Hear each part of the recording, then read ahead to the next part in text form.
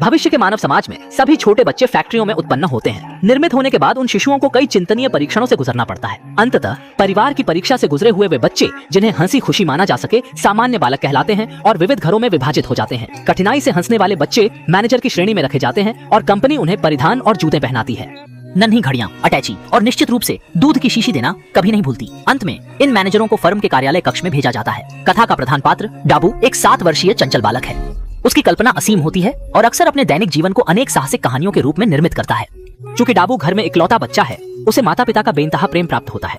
एक रात पिता उसे सोने की कहानियां सुनाते समय उससे पूछ बैठे, अगर घर में एक और भाई आ जाए तो क्या तुम प्रसन्न होगे? डाबू ने भाई का महत्व न समझते हुए भी अपने स्वाभिमान के साथ जवाब दिया कि वह अन्य भाई नहीं चाहता और सो गया। मगर उसे क्या खबर कि उसका भविष्य का भाई पहले ही फैक्ट्री में सृजित हो चुका था। एक दिन डाबू बालकोनी में खेलते वक्त उसने देखा कि एक टैक्सी उसके घर के समक्ष आकर रुकी। एक छोटे सूट और धूप के चश्मों वाला शिशु कार से उतरकर सीधे डाबू के घर आया। तभी उसे पता चला यह अजीब शिशु उसका भाई है। लेकिन माता पिता को शिशु जरा भी अजीब नहीं लगा और उन्होंने उसका नाम छोटे रखा। डाबू की नजर में छोटे एक शैतान था। वह जानबूझकर बच्चे की रुलाई का कौशल उपयोग करता था और माता पिता का पूरा ध्यान आकर्षित करता था। आने वाले दिनों में माता पिता ने लगभग सारा समय छोटे के साथ बिताया, जिससे डाबू स्वयं को अकेला और दुखी महसूस करने लगा। सबसे अधिक नाराजगी की बात तब हुई जब छोटे ने अपनी दोहरी शख्सियत दिखाई। जब माता पिता उनके साथ होते, छोटे बहुत प्यारा बनता, लेकिन जैसे ही वे वहां से जाते, वह शैतानी छोटे डाबू को कष्ट देने लगता।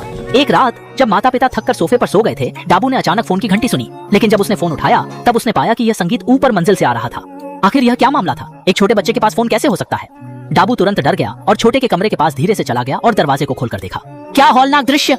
छोटे एक वयस्क पुरुष की आवाज में किसी से बात कर रहा था। जैसे ही डाबू ने बत्ती जलाई और कमरे में घुसा, छोटा पकड़ा गया। आखिर में उसने पूरी सच्चाई बताई। उसने कहा कि वह कुछ काम पूरा कर रहा है। आने वाले दिनों में उसने डाबू के माता पिता का सारा प्यार छीनने की धमकी दी और यहाँ तक कि डाबू को घर से बाहर करने की भी बात कही।